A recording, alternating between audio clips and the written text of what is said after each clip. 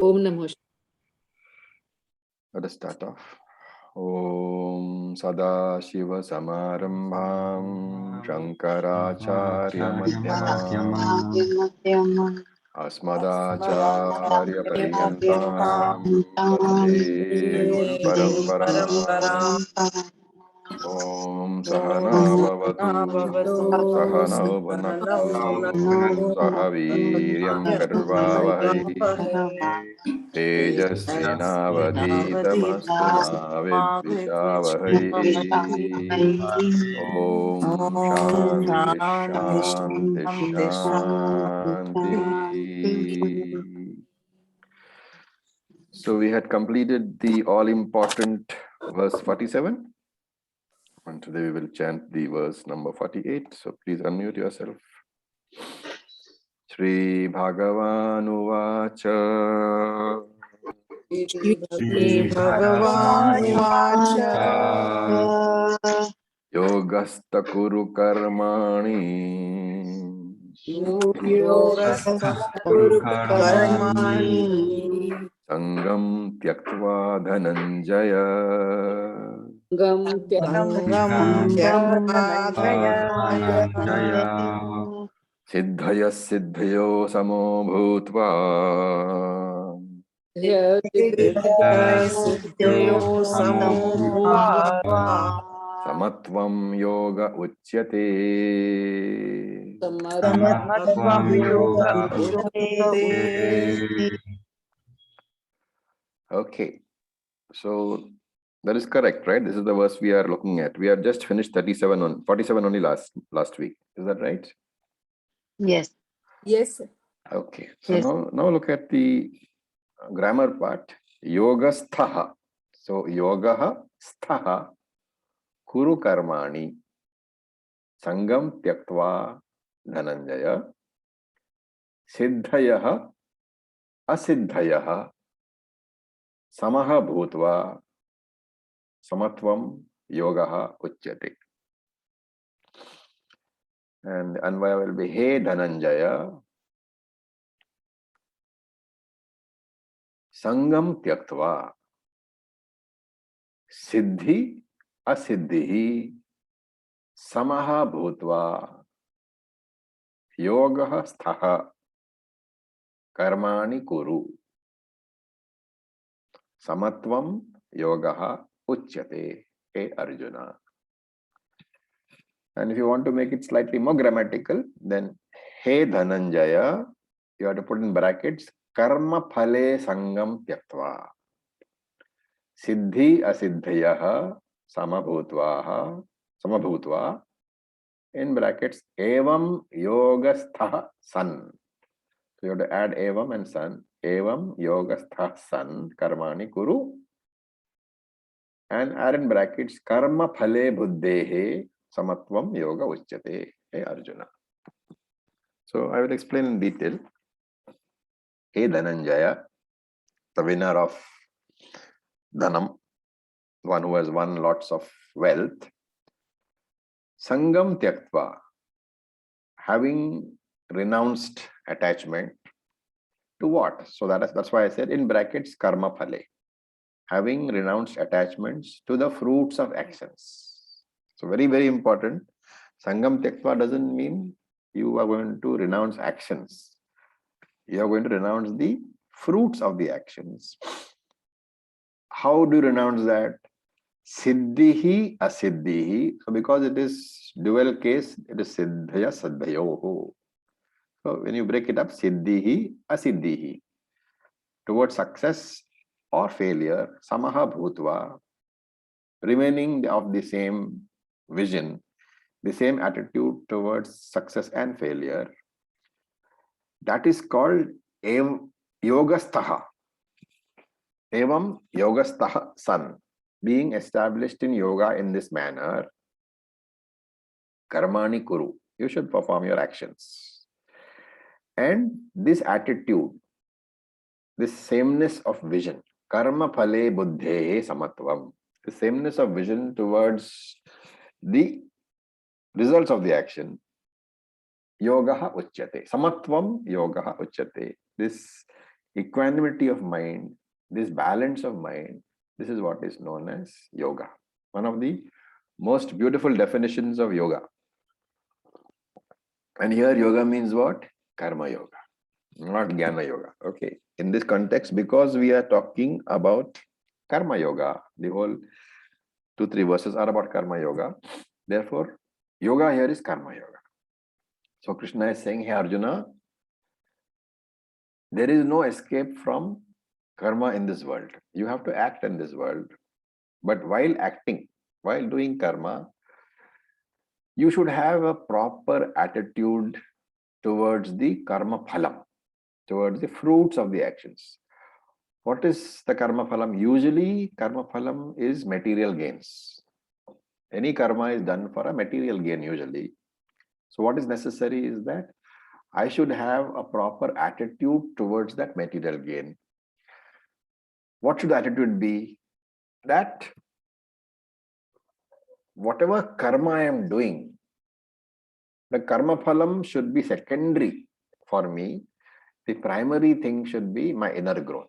So karma phalam should be subservient to my inner growth. My primary focus is chitta shuddhi, inner growth. And therefore every karma that I do, even though all karma may finally result in a material gain, that material gain is not going to be my primary focus for doing the karma.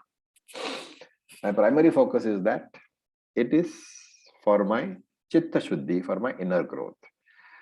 And this change of attitudes, this change of my vision, that I am no longer doing karma for the result of the karma in terms of material gains, but I am doing the karma as a sadhana for chitta shuddhi.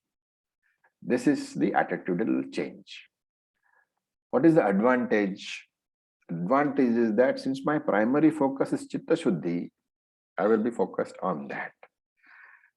And the result of the karma, which could be material gain or material loss also, that will not cause a big upheaval in my mind. My mind will not be disturbed whether the material gain comes or whether success is not there or whether I have lost by making that, doing that karma.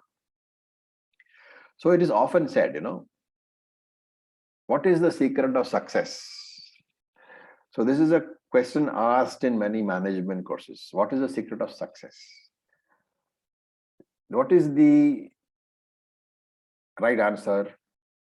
When you say what is the secret of success, the right answer is most of the good managers will tell you that the secret of my success is right decision. Okay. So this is a question which I asked my boss once when I was working as an investment banker. He was a very successful banker, investment banker. So I asked him, what is the secret of his success? He said, right decisions. So I thought about it for some time and told him that, okay, what is the secret of the right decisions? He said, experience. And then I said, what is the secret of your experience? And do you know what he said? What is the secret of experience? Wrong decisions. Wrong decisions.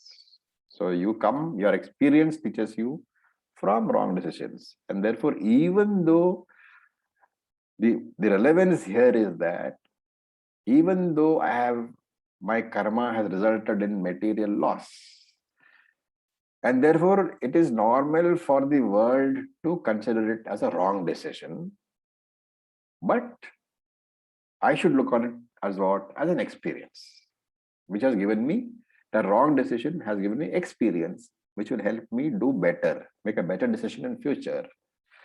And therefore my mind is not disturbed.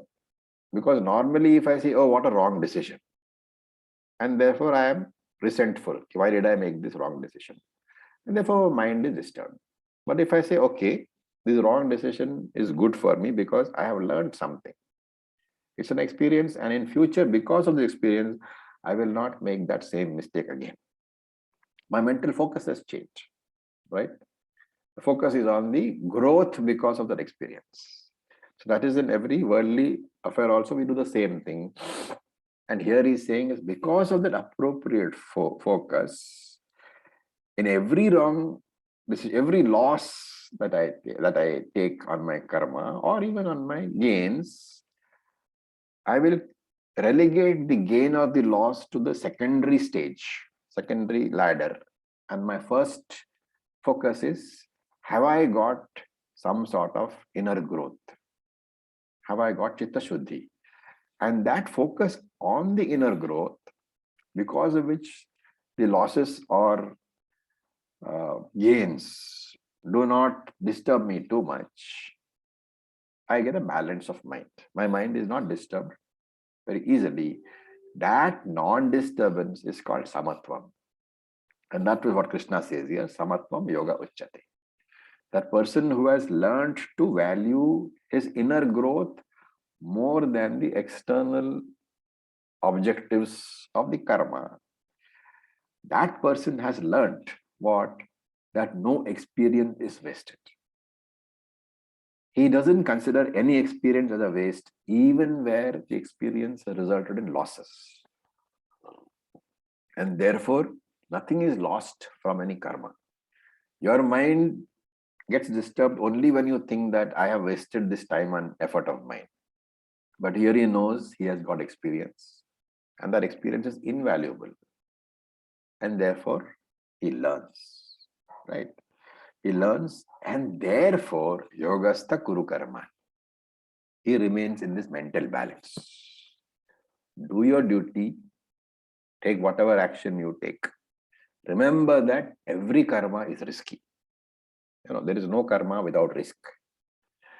It reminds me of a story we were told in management days. Apparently Henry Ford, he had a young prodigy. He had recruited him and he was teaching him. And he taught him for some time. And one day he took a decision on his own and made a very big error, which cost a lot of money to the company. So the deputy to Henry Ford came and told him that this person who is your protege has made a huge mistake. So Ford, it seems, just nodded his head, said okay, and continued with whatever he was doing. So the deputy asked him, are you not going to sack him? And he's made such a big mistake. And Ford nodded his head and said, look, I have just paid his tuition fees. Let us wait for those tuition fees to take effect. So Ford knew that that experience was very invaluable to his protege, that he would never make that same mistake again. That is the attitude we're talking about. No experience is a waste. And therefore, his mental balance is not disturbed.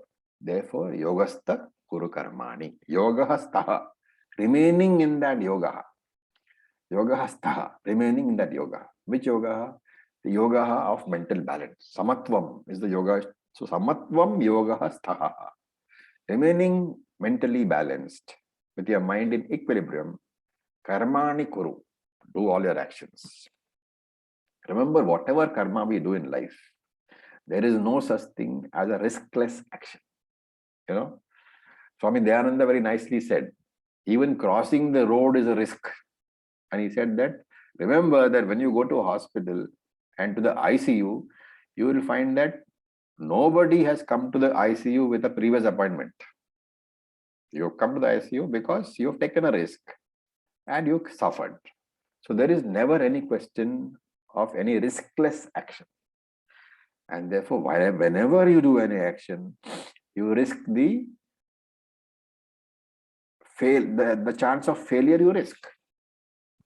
Of course, there is a chance of success also, and you will do your best to ensure that you have success. But there is a chance of failure also.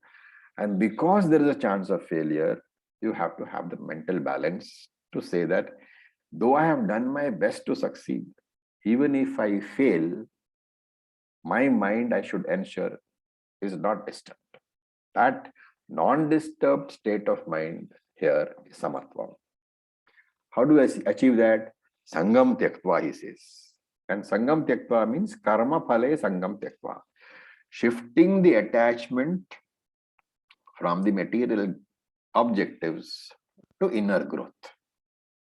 So there is no problem about attachment to inner growth. Okay, spiritual growth attachment is fine. Shastra says that attachment to spiritual growth is okay, because that growth is worth it. The only attachment which is worth this is attachment to your spiritual growth. So it is an attachment which is beyond all attachments.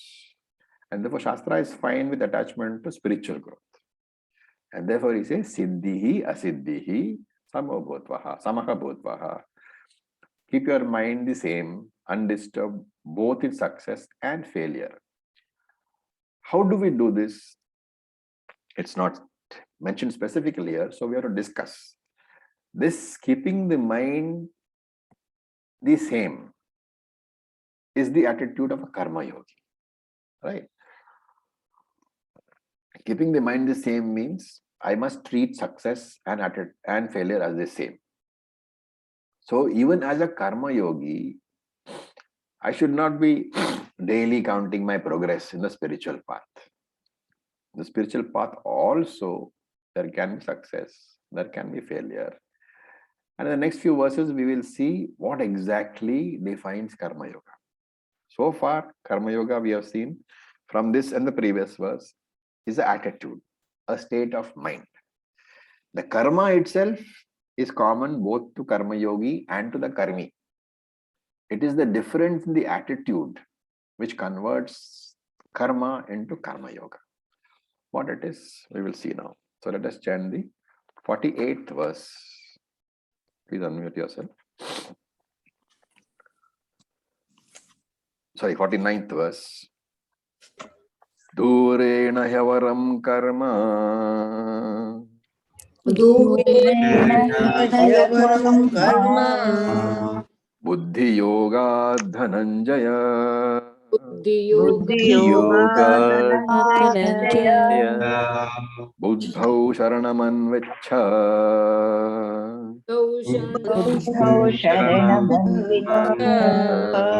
Kripana phala hetavaha.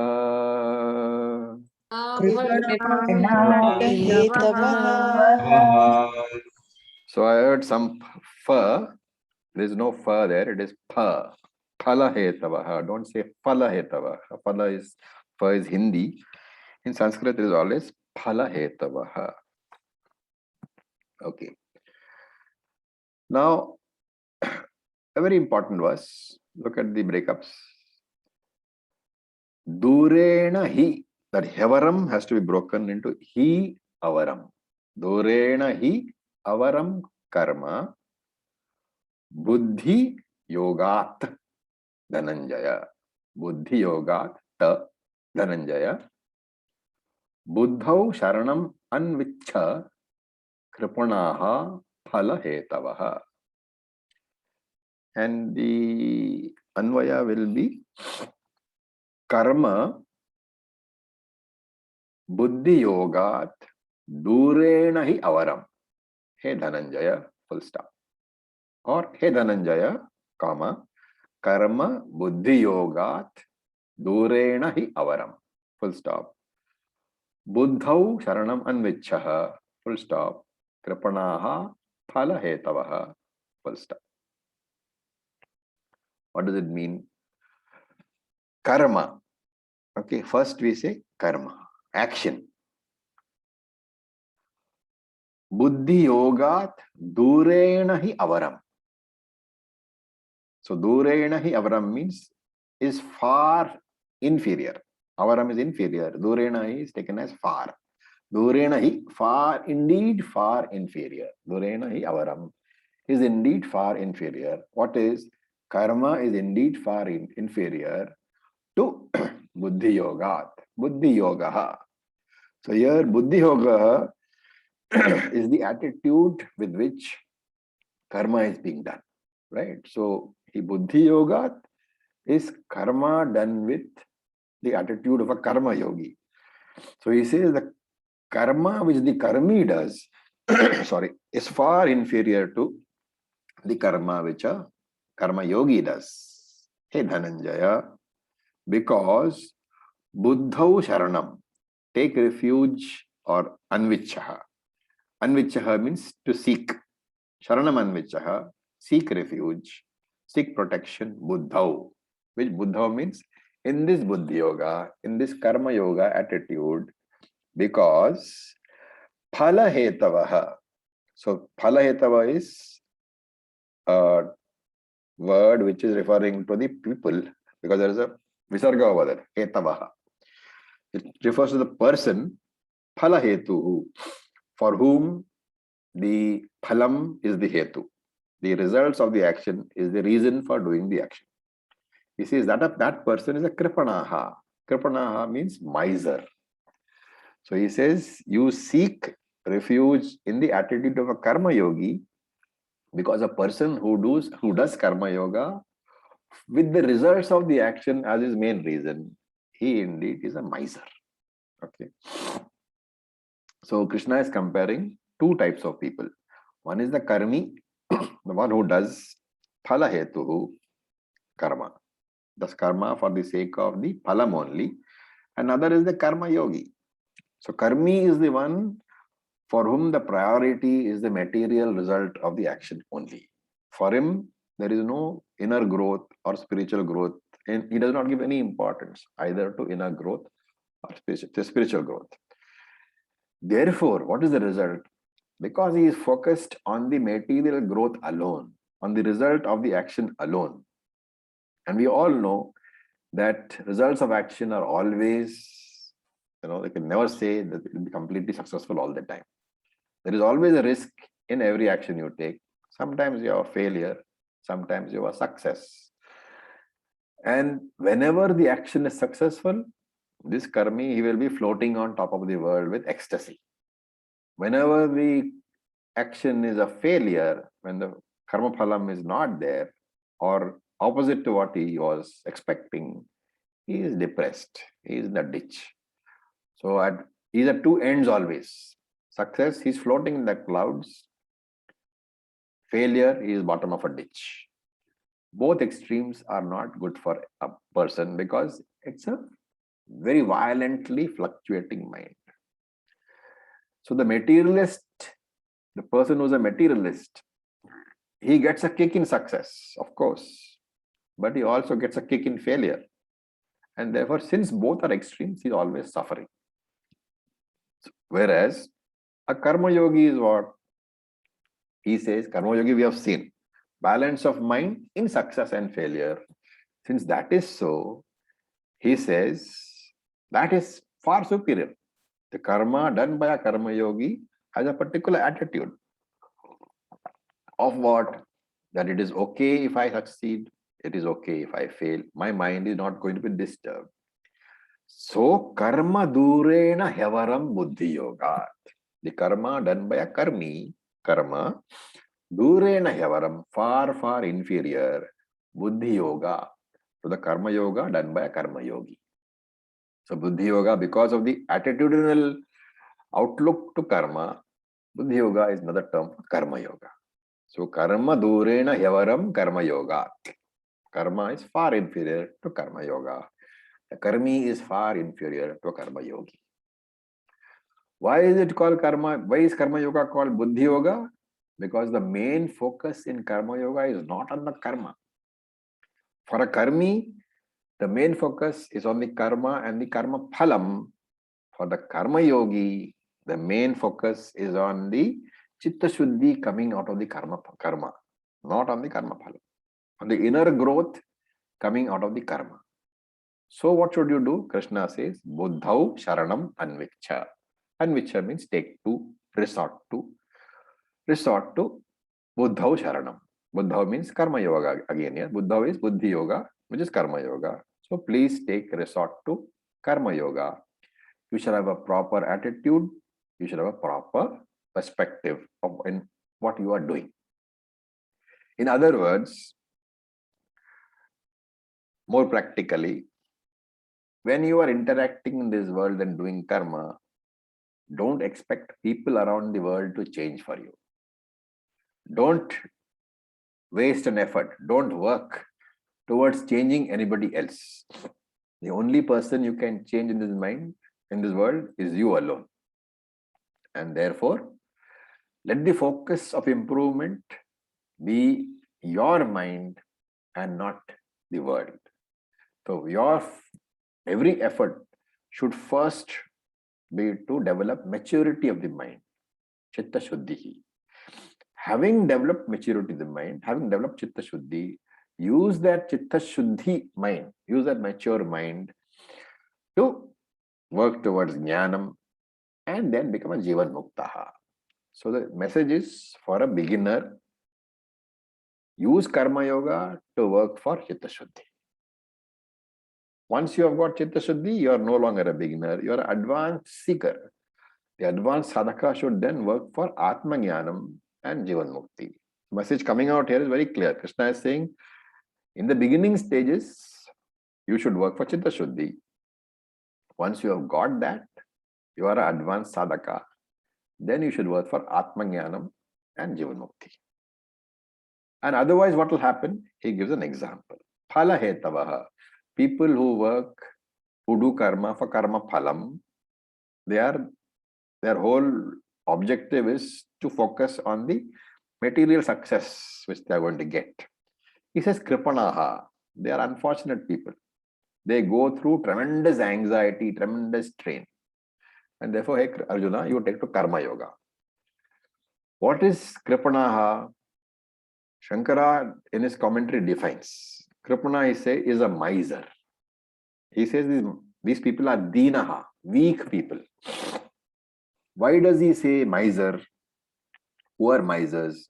Misers have sufficient money, but lack the emotional maturity or the heart to spend it either on themselves or on others. The attachment to the money for a miser is so strong that he won't spend it on others. That is definite. That miser will never spend even one paise for somebody else. But the sad thing is he will not spend it for himself also. So there is the emotional block. That attachment towards the money is there.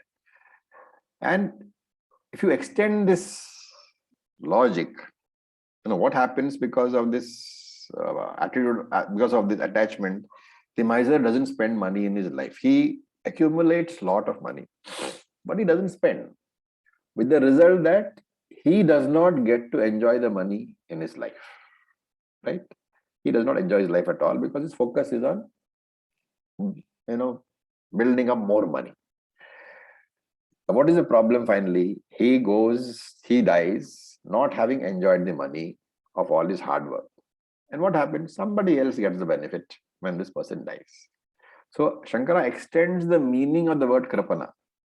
He says, just as the miser is not able to enjoy his money, and therefore is a miser, people who have buddhi, who have intellect, but do not use them for the right purpose, they are misers, right? Miser has money, does not utilize the money for the right purpose. He does not use the money for himself or for others. So he doesn't use the money properly. Similarly, people who have a good intellect, who have buddhi, they don't use that resource. Money is a resource, buddhi is a resource. So that is a comparison. You have a resource called buddhi, intellect, but you are not using that intellect for the right purpose, which is to work as a karma yogi, get chitta shuddhi and come to jnana. Therefore, just as the miser has misutilized money, this kripanaha, who has the intellect, good intellect, has not utilized the buddhi for the best purpose. Such a kripana, he says, can neither be a karma yogi nor a sannyasi. Okay. And what is a sannyasi? We have discussed earlier. Do you remember types of sannyasa? How many types of sannyasa were there? Anybody? External and internal sannyasi. Well, let me just repeat it. I said there is something called vidvat sannyasa. Vidvat means vidvat. Vidvat means having knowledge. So there is a sannyasa taken, renunciation taken, because this man has got knowledge. This sannyasi has got knowledge. Before he was sannyasi, he has got, this is presuming that he is taken sannyasa because of knowledge. He has got atma jnanam. He knows there is nothing more to be gained in this world or done in this world.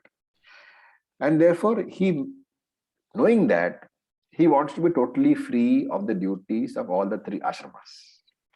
And therefore he says, since I don't want to be tied down, I want to spend all my life in nididhyasana. Therefore, I am going to take sannyasa. He has taken the sannyasa out of knowledge. Okay, this is formal sannyasa, wearing those saffron robes and all that. Because it is taken from out of knowledge, it is called vidvat sannyasa. That is one type. Then, of course, this person may not take formal sannyasa. He has got knowledge, but he has opted to give up all karma. That is also possible. So this can be internal sannyasa also. So this sannyasi, vidvat sannyasi, can either have taken formally sannyasa or informally, internally, he can have taken sannyasa, right? So this is called jnana karma sannyasa. Jnana karma sannyasa means karma sannyasa out of jnana. That word has to be understood properly. Jnana karma sannyasa means karma sannyasa, renouncing actions because of jnana. Right? That is the first one.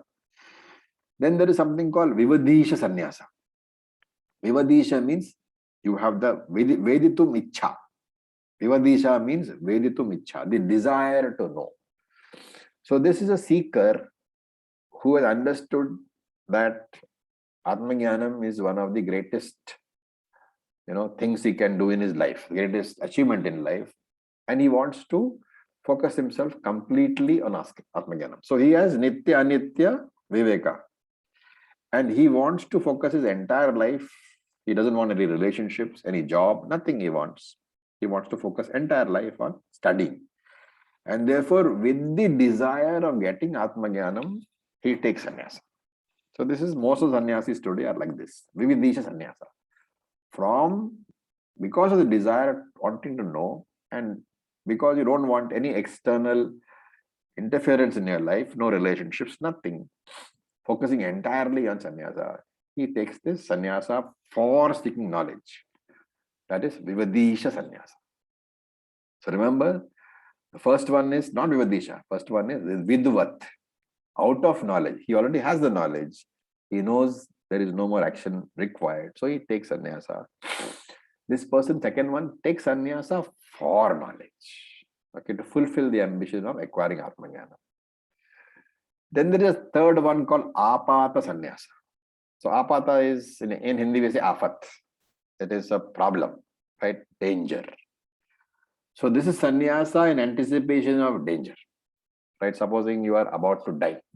Let us say that there is a tiger in front of you. Okay, and he's about to eat you up, and there is no way that you can escape. Now, if the Shastram has been understood, you know that you don't want to die a grihastha. A lot of people don't want to die grihasthas, because they have this thing that if you are a grihastha now, then you will be grihastha again when you are born. And therefore, out of this apata, the danger which faces you, you simply declare that you are sannyasi. So this is a particular type of sannyasa, right? Because normally, for the vidvat sannyasa and the vivadisha sannyasa, you require a guru. You require him to say that, okay, I'll give you sannyasa, all those things. But in apata sannyasa, because there is danger in front of you, obviously you can't go and find a guru or anything. So you have to simply declare that I am a sannyasi. So no diksha is required by a guru. There is a particular case of sannyasa where you say that, okay, I am giving up everything in my life. And normally you also pray that if I give everything in my life, oh Lord, you please make the tiger go away. That kind of a, sannyasa taken in the face of extreme danger. That is called apata sannyasa. So there is a story, about Shankara. It seems Shankaracharya wanted to become a sannyasi. And in the Indian context, in the scriptural context, when you want to become a sannyasi, people who are dependent upon you, they have to give you the permission. You can't simply say, I am a sannyasi from tomorrow. Because to renounce, let us say, your mother, your father, your wife, whatever, they all have to give you permission to become a sannyasi. So not in a normal sannyasi diksha, your people who are dependent upon you are present. Parents, wife, children, whatever. Only if they all say they have no no no objection to become a sannyasi. Only in that case does the guru give you diksha. This is a normal, procedure. Now here there is a story of how Shankaracharya wanted to become a sannyasi, but his mother would not give him permission. And this was obviously, until the permission of the mother is given, the normal sannyasa cannot be proceeded with. So it seems he prayed to the Lord, show me some way out of this. And one day when he and his mother had both gone to have a bath in the river, the story goes that when he was in the river, a crocodile caught hold of his legs. Okay. So and the crocodile was dragging him away, and his mother was screaming, do something, telling everybody. And then he told his mother, Mate, if you let me take sannyasa, the crocodile will release me. And seeing no option but to see her son die or to take sannyasa, the mother, as any mother would say, said, okay, I give you permission. And the story goes that the moment she said, okay, you take sannyasa, the crocodile went away. Okay, it's a story, so don't take it literally. But philosophically, you can take that crocodile as symbolizing samsara. That samsara crocodile is always catching a leg. And the only way to escape is to give up attachment to the body. So that sannyasa requires deha abhimana tyaga, giving up the identification to the body. That is what is being called as apata sannyasa. Okay, anyway, this is a slight digression telling you what type of sannyas are there. But if you look at us, all of us, we all do two things. We do karma, and after having done the karma, we worry about whether that karma will give me the desired fruit of that karma. Right? And here, Krishna is saying that if you remind yourself that it is not your karma alone that gives the fruit. What else gives the fruit? What else is the influencing factor for the fruit? Prarabdha karma. Who is the giver of the fruits of prarabdha karma? Karma phaladata, Ishvara. And therefore, Krishna is reminding, a very beautiful reminder, that in any action, you are not alone. Ishvara is always your partner. Your job is to do your karma. Ishvara's job is to give you the results of your prarabdha. And therefore, I and Ishvara are partners in my every activity. My job is to do karma yoga, and Ishvara's job is to take over my share of anxieties and worries. Remember this, when prarabdha karma is being taken as an indicator of your karma phalam also, who gives it? Bhagavan. And when I say that I have done what I can, as a karma yogi, you have to say that I have given my 100%, I can do no more. And therefore, hey Bhagavan, I am not going to worry, which means your worry has been handed over to Bhagavan. Bhagavan has plenty of time to worry, right? This is the surrender. Handing over my worries to Bhagavan, handing over my family to Bhagavan, handing over the obligations that I have to Bhagavan. This is what is called the Karma Yogi Ishvara partnership. It's a very beautiful verse. It talks about what you have to do. You have to surrender all your anxieties to Bhagavan. Okay. And today we'll to the last verse. It's a very beautiful verse again. We will chant the 50th verse. So please unmute yourselves. Buddhi yukto jahatiha. Buddhi Ubhe sukrita dushkrite.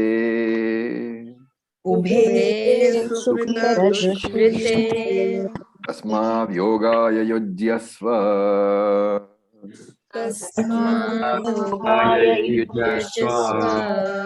Yoga karmasu kaushalam.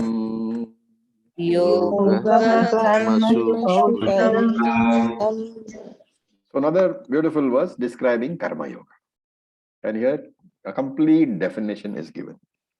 So buddhi yuktaha jahati iha. So jahati iha has to be jahati. plus iha. Buddhi yuktah jahati iha. Ubhe sukrita dushkrita. Tasmat yogaya yujyasva. Yogaha karmasu kaushalam. Anvaya is buddhi yuktah iha ubhe sukrita dushkrita jahati. Full stop. Tasmat yogaya yujyasva. Full stop. Karmasu kaushalam yogaha. So buddhi yuktaha. Yuktaha means committed to, or having, or adopting, or endowed with. Buddhi. So here buddhi is not intellect. Buddhi is buddhau of the previous buddhi yoga, the attitude of the karma yogi. So buddhi yukta means having adopted the attitude of the karma yogi, where iha, in this world, what should you do? Jahati. One should abandon, one should renounce. What? Ubehe, both sukritaha and dushkritaha. Right? So sukritaha is punyam, basically, the karmic merits of your karma, good results of karma. Sukritaha. Dushkritaha is bad results of karma. So jahati, abandon. Ubhe, both. Sukrita, dushkrita, punyam and papam. What should you do? Adopt the attitude of a karma yogi and abandon both punyam and papam. Therefore, tasmat. Therefore, that is what you should do. Therefore, yogaya yujyasva karmas. Yogaya yujyasva. Therefore, commit to these actions. Do these actions with that attitude of karma yogi. Why? Because yogaha karmasu kaushalam. Karmasu means in action. Kaushalam means propriety or skill. And therefore, karmasu kaushalam, skill in action, is called yogaha. Because skill in action is called yogaha. And what is that skill in action? That skill in action is what is defined in earlier. By adopting the attitude of a karma yogi, one should renounce the punyam and papam, the results of the karma yoga, and do the action alone. So here, what is being pointed out is the result of karma yoga is being pointed out. Buddhi yuktaha, a karma yogi who has got a proper buddhi, proper attitude, proper perspective. Right? For him, the priority of his life is very clear. What is the priority of his life? First, I have to get Chitta Shuddhi, then I have to get Jnanam, then I have to get Moksha. That is his priority. And we saw this earlier, Vivasayatmika Buddhi, in verse number 49, right? 41. So, he's saying that if you become a Karma Yogi, ultimately you will become a Jnana Yogi. Karma Yoga will lead to Jnana Yoga. Definitely, without any doubt at all, once you become a Karma Yogi, you cannot not become a Jnana Yogi. Why? Because of this attitude, the Karma Yogi will learn lessons from life. Every experience will teach him something. And sooner or later, this Karma Yogi will ask himself, which of this is Nitya, which is Anitya, which is permanent, which is not permanent. He is analyzing his life constantly. Every experience he analyzes. That is the advantage of being a Karma Yogi, because you are not focused on the success or failure. You are focused on the experience itself. You are seeking to learn from the experience. Therefore, he analyzes every experience of life, and then he discovers a wonderful discovery. Sooner or later, what does he discover? He discovers that he is seeking permanent happiness. Nitya Sukham, he is seeking from what? From Anityam. He is seeking permanent happiness from impermanent things, which is a mistake. An impermanent thing can only give you an impermanent result. How can you seek permanent security from insecure things? How can you seek permanent fulfillment from finite things? And therefore, this Karma Yogi, because of the analysis, he realizes that his entire search was in the wrong direction. Having done that, he starts to think about it. And then he realizes that there is only one thing which can give me permanent peace, permanent security. And that thing has to be infinite. And therefore, he comes to Jnana Yoga. Because only Jnana Yoga will give him that particular result. So every Karma Yogi will sooner or later come to Jnana Yoga one day. Once he comes to Jnana Yoga, he will discover his true nature. He will transcend all the karma phalas. And therefore, Krishna says, Sukruta Duskrute Jahati. He discovers that his original Swarupam is Atma Swarupam.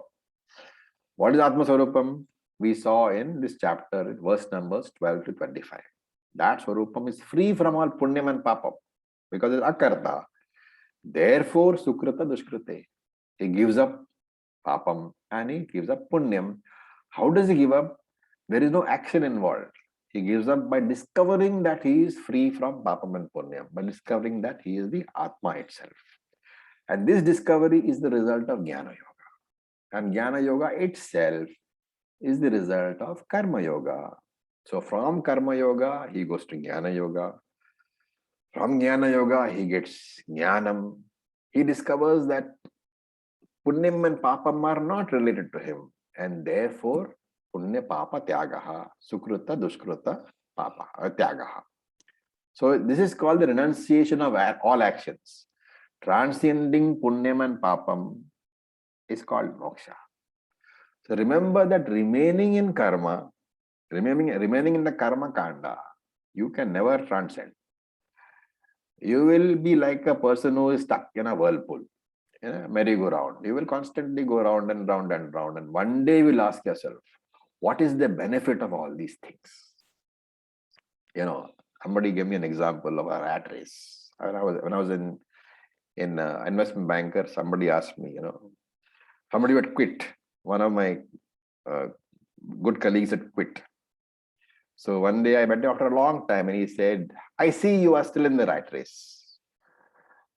So he said, the problem with being in the rat race is, you know what?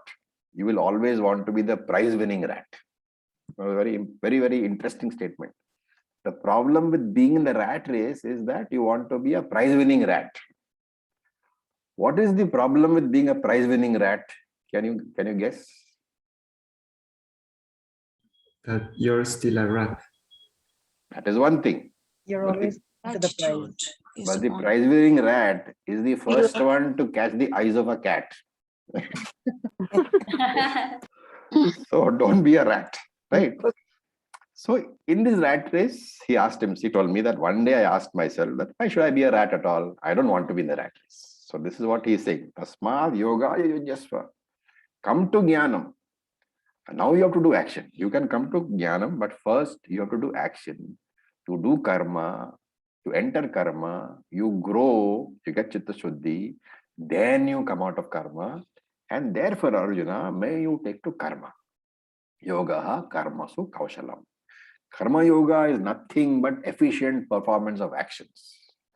Skill in yoga, efficiency in action, efficiency in the karma, skill in the karma, that is called karma yoga. So then you might ask, okay, what is this skill? Because everybody, with enough practice, you can have skill, right? Krishna does not mean expertise in the performance of the action. So that anybody can be an expert. If he repeats the action, sufficient practice, he can be an expert, Like those of you who have come to Nayar Dam, you know that there's chaiwala outside, right? How does he cool his tea? He pours the chai into one glass and then he pours it in another glass. Every time he pours it, his hands move further apart, but the flow is maintained. So at one point, his hands are far away and the chai is flowing from one glass to the other. So you will wonder how this tea is flowing through the air and going from glass to glass and not a drop is spilling. What is it? Almost perfect skill has been obtained by sufficient practice. Is that skill an action? No. This is not what Krishna means. So Shankaracharya gives a very beautiful definition. What Krishna means, he says, it is like using cobra poison to make a medicine for a cobra bite. Normally, the poison of the cobra is the cause for the death of the person. If a cobra bites you, die. But if appropriately used, you can manufacture anti-venom. And then you can save the life of a person who has been bitten by a cobra. So he says karma is like this cobra poison. If you do not know how to handle the karma, it will destroy you. Because it has a binding nature, it will produce punyam and papam. And punyam and papam means punarapi jananam, punarapi maranam, which is samsara. And this is true not only of worldly karma, not only of laukika karma, it is true even of Veda mandated karma. It is true even of nitya karma. It is true of naimittika karma. All karma produces punyam and papam. All karma can bind you, and therefore all karma can produce samsara. Even the most sacred of all yajnas, they can bind you if you are attached. But because of the samatva buddhi, because of the balance of mind, samatvam yoga uchyate, verse number 48, which we just did. What happens? Karma loses this binding nature. This swabhavat nivartante, that binding nature, karma loses. And not only that, once karma has lost its binding nature, it acquires a new nature. What is that? It becomes a sadhana for moksha. From being something which binds you into samsara, because of the change of your attitude as a karma yogi, it becomes a sadhana for moksha. How? By conferring antakarna shuddhi. Whereas karma yogi uses the same karma to produce chitta shuddhi and then come to jnanam, a karmi does not do it. So this change of attitude, this karmasu kaushalam, conversion of that binding karma into a liberating karma. How? By change of attitude alone. So if proper attitude is not there, karma can lead to more and more strain, more and more tensions, and more samsara. But the same karma yogi uses the same karma to attain moksha. And there is no change in the action at all. The conversion is brought out purely by changing the attitude. And Shankara says, this uses the phrase sattva shuddhi. Because of sattva shuddhi, he says, your attitude changes. And because of the change of attitude, the binding nature of karma is lost. It becomes a sadhana for moksha. So remember that sattva has two meanings. One is sattva gunaha, and one is sattva, the word, is used as a synonym for antakaranam, the inner instrument. And here Shankara uses the word to mean the antakaranam, the mind. So sattva shuddhi means antakarana shuddhi, which is where we get chitta shuddhi. Right? Nowhere in this Bhagavad Gita do you find the word chitta shuddhi. You don't even find the word antakarana shuddhi. But Shankara uses the word sattva shuddhi in his commentary to mean antakaranam. Therefore, sattva shuddhi is antakarana shuddhi, which is chitta shuddhi.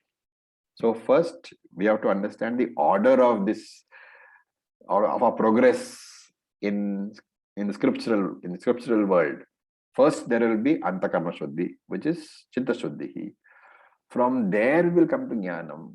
From jnanam, we will understand that we do not have punya papam, and therefore sukrita dushkarate chahati.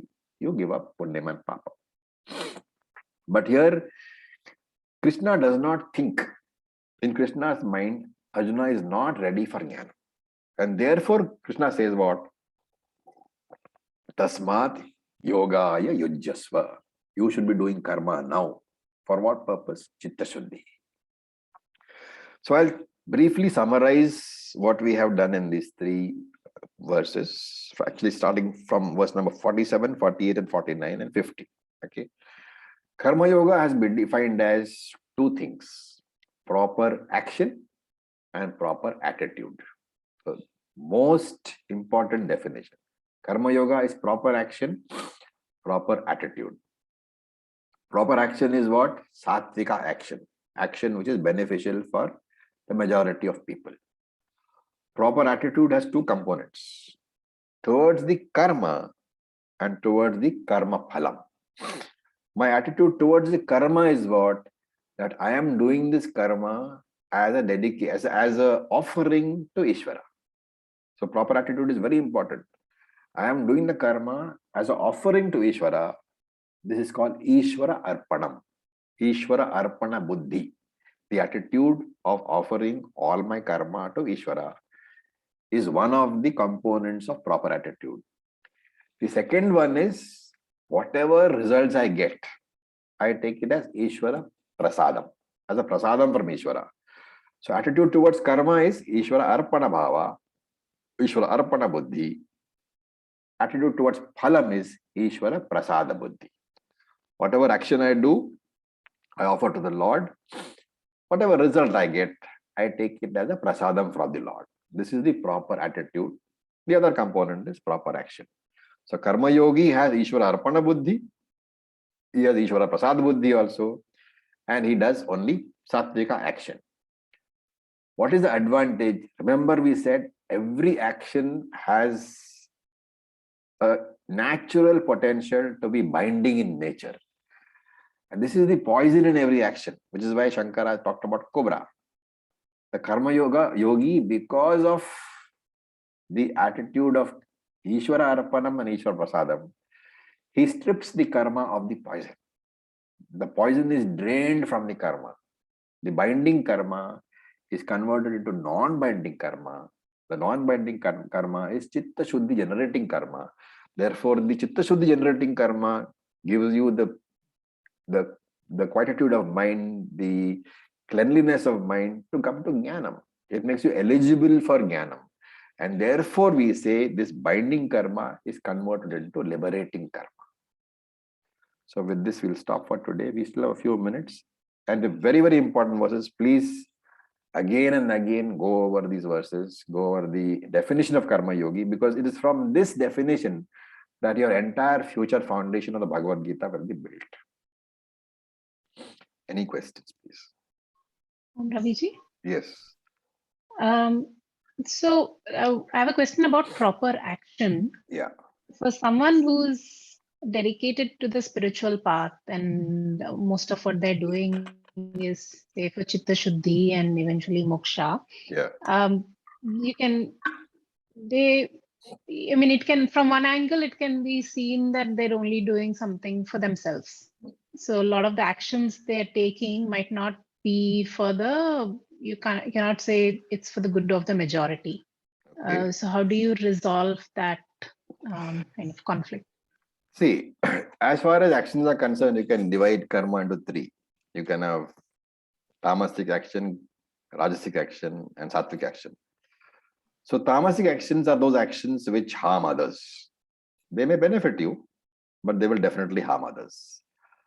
Rajasic actions are those actions which may not harm others, but will benefit only you. And sattvic actions are those actions which benefit you, but also benefit others. And the more number of people they benefit, the more sattvic the action is. That is why, as a seeker, we often say, you do actions benefit, like you go to the ashram, for example. You go to the ashram, right? You will be doing a lot of things without expectation of any result. It is for the benefit of the ashram. If they ask you to sit in the boutique, you are helping out people. If they ask you to sit in the reception, you're helping out people. There is nothing that you are gaining excepting Chitta Shuddhi. So you don't have to take it as, giving a lot of charity to people and all that. I mean, that is actually a very sattvic action, doing charity, looking after old age homes. Ideally, we should always have some of these kind of things in our life. Spend 1 or 2 hours a day, go to an orphanage, sit with the children, tell them stories, go to old age home. Old people are desperate over there for company. Go there, talk to them. It takes time, it takes effort, but very sattvic actions. Ideally, you should, with all your sadhana, you should have some of these kind of actions also. Yes, that is clear. That of course you also do actions which benefit others.